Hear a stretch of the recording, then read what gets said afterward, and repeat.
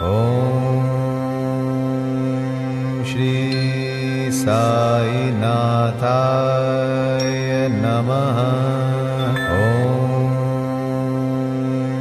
श्री साईनाथाय। Hi guys, welcome back to Dharmavaram tigers YouTube channel.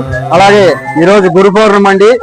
భక్తులు మాత్రం తండోపతండాలుగా వచ్చారండి। ఈ రోజు స్పెషల్ డే గురు పౌర్ణమి। షిరిడి సాయిబాబా పాదస్పర్శ ఉంటుంది। ఈ రోజు భక్తాదులకు ఎక్కడున్నా ఈ రోజు మాత్రం ఆ స్వామి వారిని దర్శించుకోండి। వరకు మా ఛానల్ సబ్స్క్రైబ్ చేసుకోకపోతే సబ్స్క్రైబ్ చేసుకోండి। అలాగే లైక్ షేర్ కామెంట్ చేయండి। ఇంకా ఈ వీడియో చాలా మందికి చేరాలని నా ఆశ। Okay, thank you. Let's go, వెళ్దామా వీడియోలోకి।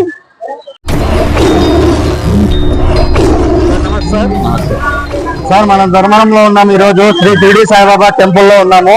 ఈ రోజు గురు పౌర్ణమి। ఈ రోజు ఏ విధంగా స్పెషల్ ఉన్నాయో స్వామివారివి స్వయాన తెలుసుకుందాం అన్నగారిని అడిగి। సార్, మీ పేరు?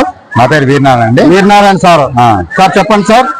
ఈ గురు పౌర్ణమి వేడుకలకు ప్రతి సంవత్సరము ఈ గురు పౌర్ణమికి వేడుకలు బాగా జరుగుతాయి। ఈ రోజు దాదాపుగా 20,000 మంది 25,000 మంది జనాలు వస్తారు। వాళ్లకు ప్రత్యేక దర్శనం ఉంది। స్త్రీలకు పురుషులకు సపరేట్ లైన్లు వేసినాము। టూ లైన్లు వేసినాము। తర్వాత లోపలికి వెళ్ళి బాబా పాద దర్శనం చేసుకుని నిజరూప దర్శనం అలాగే పాదదర్శనం చేసుకోవచ్చు। ఈ రోజు ఈ కార్యక్రమం సంవత్సరంలో ఒక్కసారే ఉంటుంది। ఈ 20,000 మందికి కూడా మనం కళ్యాణ మండపంలో అన్నదానం ఏర్పాటు చేసినాం। కళ్యాణ మండపంలో అక్కడ ఉంది, రైట్ సైడ్ లో, మళ్ళీ చూపిస్తాను నేను। ఆ కళ్యాణ మండపంలో అన్నదానం భక్తులందరూ కూడా అక్కడికి వెళ్ళి అన్నదానం చేసుకోవాల్సిందిగా కోరుతున్నాం। ఓకే, ఓం సాయిరామ్।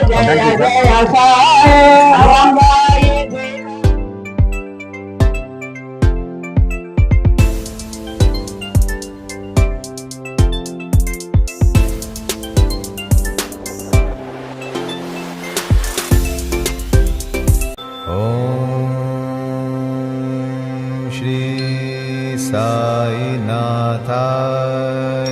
नमः।